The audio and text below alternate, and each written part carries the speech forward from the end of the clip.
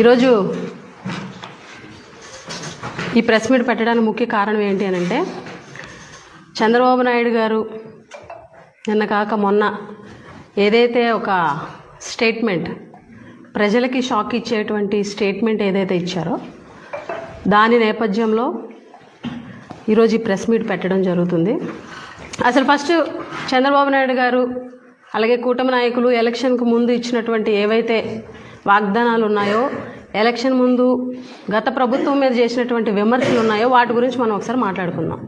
ఎన్నో సందర్భాల్లో చంద్రబాబు నాయుడు గారు ఎన్నో సమావేశాల్లో చెప్పినటువంటి మాట, రాష్ట్రం శ్రీలంక అయిపోయింది అన్న మాట చంద్రబాబు నాయుడు గారు ఎన్నో సందర్భాల్లో చెప్పడం జరిగింది.